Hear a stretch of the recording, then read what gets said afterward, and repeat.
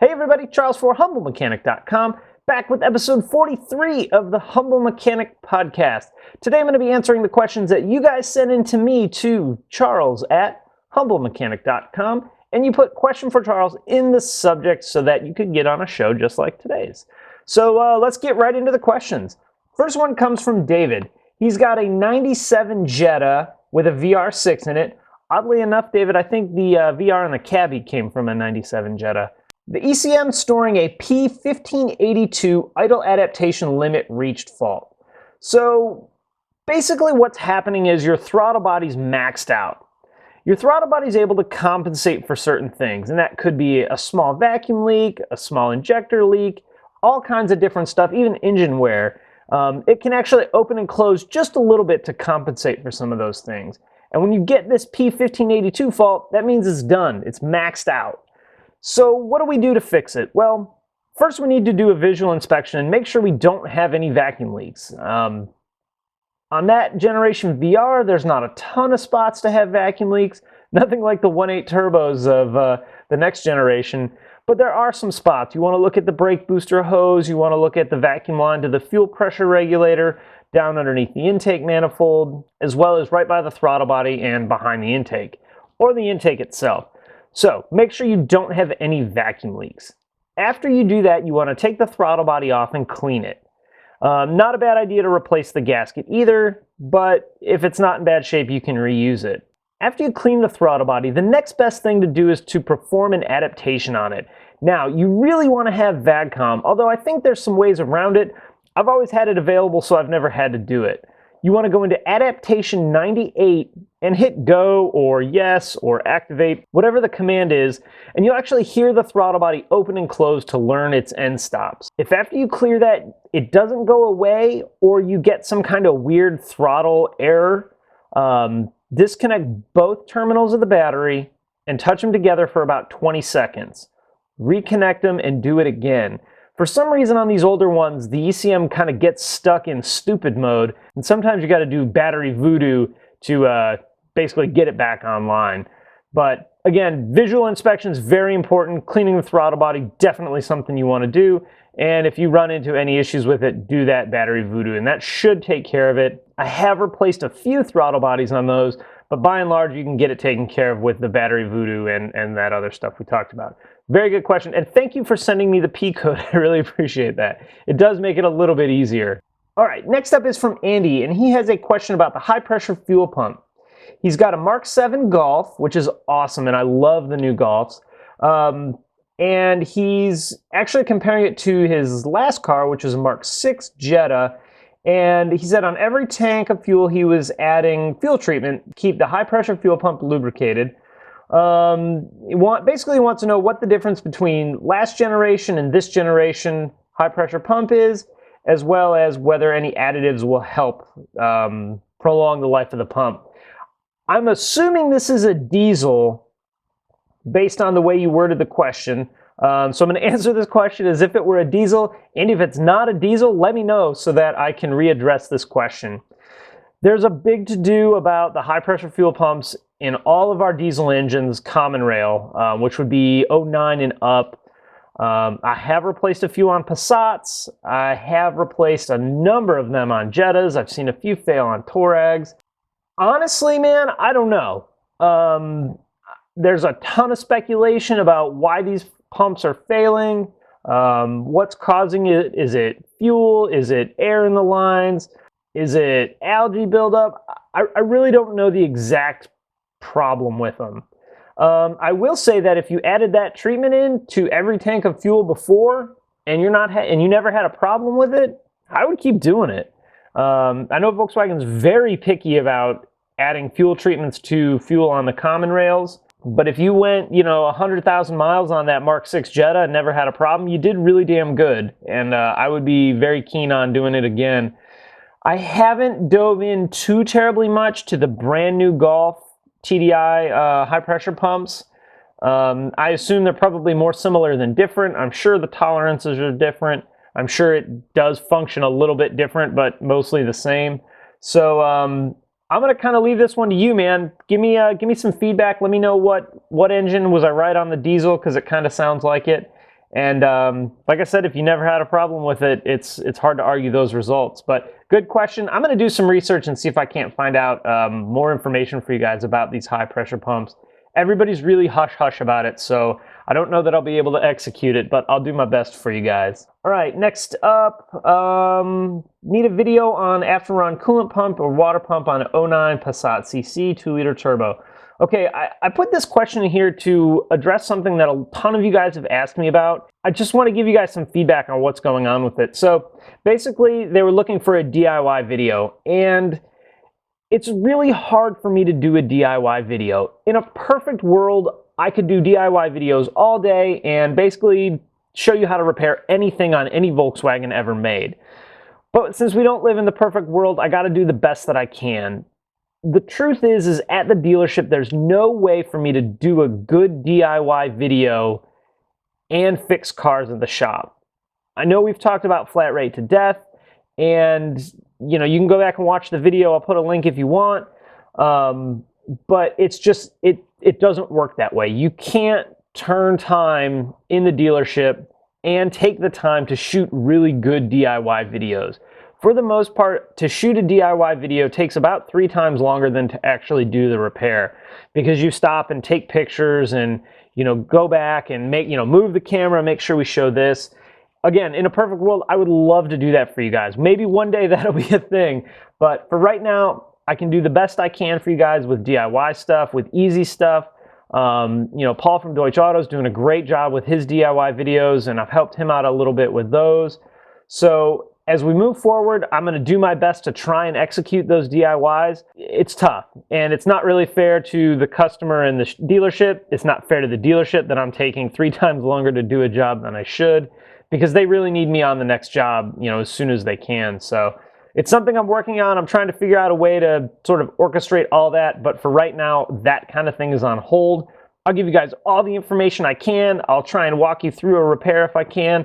It's just actually doing the DIY videos are really, really tough. All right, next up, can I do a video on the decarb of a 2.0 TSI? I'll put a link to the video on how to take the intake manifold off, and that's most of it. The rest of it involves making sure both intake valves are closed. If you don't have a media blaster, get to scraping. And it's not the cleanest job scraping it manually, but you know, it works pretty well, and you can do a decent job on it. I think the media blasters are definitely the way to go if you have that available. But the bulk of the work, 1, taking the intake manifold off, and then 2, making sure that you're, you know, getting all the carbon scraped off. The intake valves being closed and the other valves being covered up for the other cylinders is very important too. For those of you guys that don't know, we're talking about the carbon buildup on the back of the valves on the TSI engines. It's also on the FSI engines, and that's basically a designed thing into the direct injection. So I'll put a link to how to take the intake manifold off. And then, you know, just be really, really careful not to get a bunch of junk into the cylinders. And this is questions about a 2010 GTI with 44K. So yeah, usually 50,000, 60,000 miles is when we start to see the cold start misfires really pop up. And am I going to SOWO? Maybe. I don't know. I've been asked that question like 15 times this week, so I wanted to answer that too. I don't know. I'm going to do my darndest to get down there. I know 2 years ago I did a day trip. It was about a 6-hour drive each way, which was a lot. If I can make it, I'm going to make it. I'm going to do everything I can to.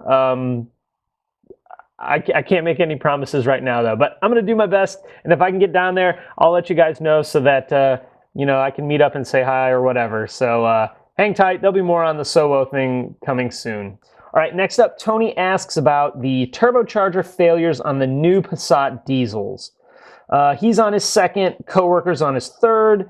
Both of them are under 50,000 miles. The dealership wasn't helpful in answering the question on why they're failing. You're getting vague answers, which is pretty standard. All right, Tony, from my experience, this is not me speaking for Volkswagen. This is not me addressing the problem altogether. This is the experience that I've had with failures on the 2-liter turbo diesel Passats. I have only seen one fail multiple times. There are tech bulletins out there addressing what needs to be done during turbocharger replacement on this engine specifically.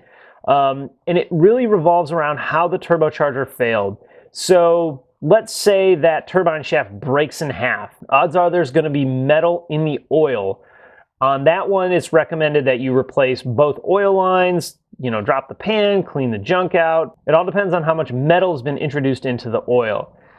We had one this week, actually, that the shaft didn't break, but little bits of the impeller broke off. And this is where, it's really important to make sure that you clean everything perfectly.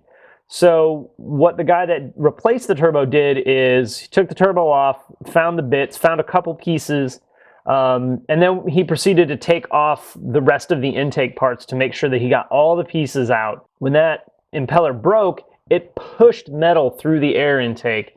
And actually we wound up finding a bunch laying at the bottom hose, the bottom boost hose. I don't want to say it's a workmanship issue from the guys replacing these parts, but being sure that if the turbo has catastrophic damage where pieces are broken off, you need to be accountable for those pieces and find them.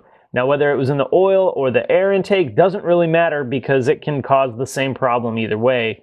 And the end result is turbocharger failure. I know we had a small run of them like a year and a half ago where I think we put 4 or 5 turbochargers on. I don't think it's a huge problem. Part of it is we have to understand that almost everybody that had a turbocharger failure is probably going to talk about it. Most people that didn't have a turbocharger failure are not going to talk about it. And we service a ton of TDI Passats. So, the percentage is so small of turbocharger failures to TDI Passats. It's a really minor problem. Despite the fact that it's very expensive to fix, it leaves a customer without their car for a couple of days, especially with your buddy or your coworker who's on his 3rd one. I'd be pissed too. So I'm not discounting the problem itself. I'm just saying that the scope of the problem is very small compared to how many TDI Passats, at least my dealership, services. That's an awesome question and very timely because it just happened this week. So I would make sure that, if I was getting a turbocharger replaced, I would sort of make sure that they were aware of the information on cleaning that turbocharger out. So good question, Tony. Thank you for that. All right, Nathan asks a couple of quick questions about replacing the upper timing cover on an 08 Passat TSI. Fun fact, in 08, that was a split year for engines. Early productions had the FSI, late productions had the TSI. That's very important when you're asking questions about 08 Volkswagens. He's got a small leak and he's on, taking out 3 water pumps. Ouch. We've talked about water pumps before and oil leaking on them is a big deal. Luckily, he hasn't had to have his car towed. That's awesome. So basically, he wants to know how long would it take to replace the upper timing cover on a TSI, and would I replace the whole cover or just the gasket? I always replace the whole cover. You don't know if that cover's been warped at all. It's gotten hot. It's saturated in oil on the outside, which shouldn't really matter. But I replace the cover. I also replace the seal around the sensor on the end. There's also an inner seal on, when you take the cover off, you'll see this plate. There's a seal on the inner edge of that on the intake cam that I always replace as well, because I have seen that leak and then leak past the sensor and then leak down the front of the engine. As far as how long it takes, it's kind of a pain in the butt. It probably pays in the 1.6 hour range, something like that. The worst part is fiddling with the dipstick funnel from my experience. It's not terrible, but I would say a good hour it would probably take me.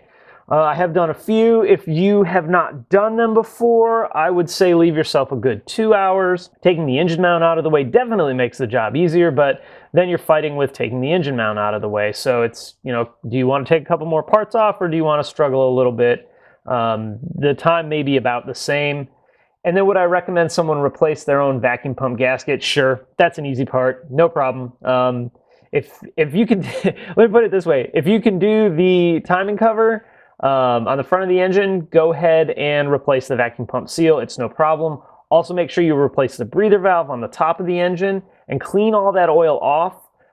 Also a really good time to add oil dye to make sure that you got all the oil leaks, because I have seen a few of the cam bridge or the cam ladder. I've seen a few of those leak as well. That's a little bit more intensive repair than just replacing that cover. So If you're not sure, I might not recommend that as a DIY, but the other two parts, yeah, they're not too bad. Last up from Manuel, he says, you're crushing it on social media. Can I spend some time talking about that and how it can help auto shop owners, techs, as well as customers? Cheers. I'll be honest, man, I don't know how much I'm crushing it. I do my best to keep up with every comment that comes through. It's really hard sometimes. You know, I like doing it a lot. I like chatting with people on Twitter and you know, liking pictures on Instagram. I think Instagram is probably my favorite right now just because it's so visual and people put a lot of work into, you know, putting the right filter on a picture, and I think some of that's cool. I also think just the raw pictures are really awesome too. You know, I think you're looking at how it can help. I think that if tomorrow I turned on the switch and said, hey, come see me at the shop, I'd probably get some business out of it. And I will say, though, that, you know, I've been writing, and I haven't really been doing videos super long, but I've been writing for almost 4 years, 3.5 years, and no one paid attention or listened or anything or cared when I first started. And, you know, you'll see one or two people pop up, and then you'll see those same people pop up, and then, you know, you'll see new people pop up, and you'll see people come and go all the time. And I think it really depends, you know, on what your goal is. For me, it was just kind of sharing the technician lifestyle and what goes into being a dealer tech, and, you know, some of the really awesome stuff and some of the stuff that sucks. You know, I think being honest is really just the most important thing. You know, think of the things that are outside of the automotive world that you're into and what you would want to know about them. So for me, the thing that I'm into outside of the car world is beer. So I think of what are the really cool things that the beer community is doing. And then I assume that you guys that are car people kind of want to know the same thing that I would want to know about beer. So I try and build it around that, and, you know, the cool stuff we see, the different stuff. Sometimes the same old boring oil change is, you know, it's fun to post a picture of or talk about. I do think having some goals in mind, though, on what you want to do with it are very important. Do you want to reach out to the local community and help them? Do you want to reach out to the global community and help them? Is it purely just to get customers in your shop? You know, I don't know. I think helping shop owners, obviously, you know, getting your name out there is really important. Getting people talking about you is important. Helping techs, man, if I thought I could get away with it, I would plaster my name as a Volkswagen tech in my area everywhere I could. And say, hey, come and see me. Because, I mean, you're watching the show, come on down, you know, got a question about your car, come on, bring it by, we'll talk about it. And I think that's where smaller shops that aren't, you know, sort of that corporate-owned dealership type atmosphere can really just hammer it home and destroy this industry on that real secretiveness that it has. So, and for customers, I mean, you guys get to see the behind the scenes stuff, the inside stuff. This is stuff that no one else is going to talk about or show you. So you can't help but win there. You'll also pick up tips, just like the turbo thing. You know, if you don't have a diesel turbo Passat, you would have never known that unless you researched it. And now, you know, maybe you're not worried about it. Maybe, hey, I want a diesel Passat, I'm going to buy it anyway. Or, wow, do I really want this Passat? You know, is there really an ongoing problem? Again, I don't think there is, but that was, you know, just a question a minute ago, so it's a good example. I think all around, it just opens up a line of communication. It opens up an honest line of communication, hopefully. And, you know, it does get your name out there, and that's really cool. You just got to commit to it and decide if that's something you want to do, or, you know, just a fun game to play, because social media can be fun too. So I don't know, man, that's a good question. I love that question. I like talking about it. It's a tiny bit self-serving, which is weird for me, but you know, I like talking about it. I think it's fun. There's companies out there that do this kind of stuff for shops. If you don't know anything about it, it might be worth investing in a company's help for a little while, but I think nobody knows your business better than you. Nobody knows your customers better than you. So I don't think anybody could really do as good of a job as you could if you put the work into it. And just went after it and did it. So awesome question. All right, guys, I'm going to wrap it up there. The show went a tiny bit longer than I expected to. If you like the video, throw it a thumbs up on YouTube. You can also subscribe on YouTube or on the blog, HumbleMechanic.com. You can also follow me on Facebook, Twitter, Instagram, HumbleMechanic.com, of course, and obviously on YouTube. Don't forget, if you have a question for a show like this, shoot me an email to charles@HumbleMechanic.com and put question for Charles in the subject. All right, guys, thanks for watching, and I will see you next time.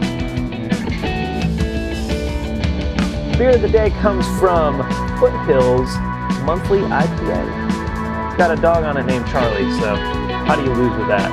Cheers.